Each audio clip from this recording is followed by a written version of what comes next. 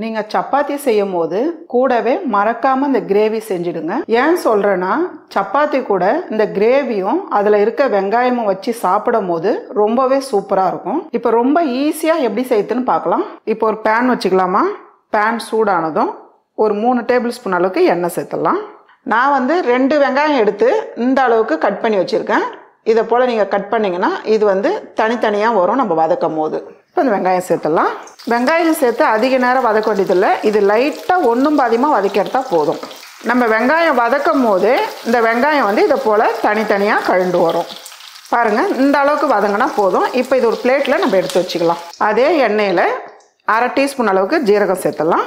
கூடவே 2 பெரிய வெங்காயம் பொடியை நறுக்கிருக்கேன், இதை சேர்த்துடலாம். ஃபஸ்ட்டு வெங்காயம் சேர்த்து நல்லா வதக்கிடுங்கம்மா. நல்லா ஒரு டார்க் ப்ரௌனாக வரணும். அது ஒரு நல்லா வதக்கி எடுத்துக்குங்க. பாருங்கள், வெங்காயம் இந்த அளவுக்கு நல்லா வதங்கி வரணும். இது கூடவே 2 தக்காளி எடுத்து நல்லா நைஸ் பேஸ்ட்டாக அரைச்சி வச்சுருக்கேன், இதை சேர்த்துடலாம். ஒரு 1/2 டேபிள் ஸ்பூன் அளவுக்கு இஞ்சி பூண்டு பேஸ்ட்டும் சேர்த்துக்கலாம். இது 2 சேர்த்து நல்லா வதக்கிடுங்க.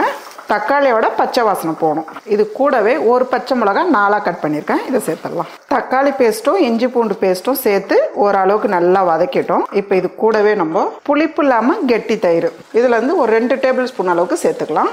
தயிர் சேர்த்து நல்லா கலந்துருங்க. இந்த அளவுக்கு கலந்துட்டு இப்போ அடுப்பு தீயை குறைச்சி வச்சுடுங்க. நம்ம மசாலா சேர்த்துக்கலாம். 1/2 டீஸ்பூன் மிளகாய் தூள் சேர்த்துக்கலாம். உங்களுக்கு காரம் எப்படி தேவைப்படுதோ நீங்கள் அதுக்கேற்ற மாதிரி சேர்த்துக்கலாம். 1/2 டீஸ்பூன் அளவுக்கு மல்லித்தூள் சேர்த்துக்கலாம். கொஞ்சமாக மஞ்சத்தூள், கூடவே 1 டீஸ்பூன் அளவுக்கு கரம் மசாலா, 1 டீஸ்பூன் அளவுக்கு உப்பு, இதெல்லாம் சேர்த்து நல்லா கலந்துருங்க. மசாலா சேர்த்து இந்த அளவுக்கு நல்லா வதக்கிடுங்கம்மா. ஒரு 1/4 கப் அளவுக்கு தண்ணி சேர்த்தா போதும். தண்ணி சேர்த்துட்டு நல்லா கலந்துருங்க.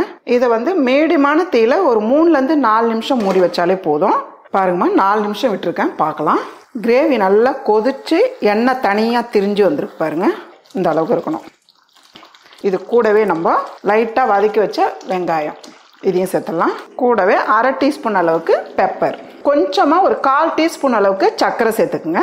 ரொம்ப நல்லா இருக்கும். உங்களுக்கு நீங்கள் விட்டுடலாம். இது 3 சேர்த்துட்டு நல்லா அப்படி கலந்து விட்டுருங்க. இந்த அளவுக்கு நல்லா மிக்ஸ் பண்ணிவிடுங்க. அப்படியே கொஞ்ச நேரம் இருக்கட்டும். பாருங்கம்மா, 1 நிமிஷத்துக்கு கிட்ட வந்திருக்கு. இந்த அளவுக்கு இருந்தால் போதும். பொடியை நறுக்குன்னா கொத்தமல்லி சேர்த்துக்கலாம். அவ்வளோதாம்மா, நல்ல ஒரு டேஸ்டான சப்பாத்தியோட வச்சு சாப்பிட்ற மாதிரி ஆனியன் கிரேவி ரெடி.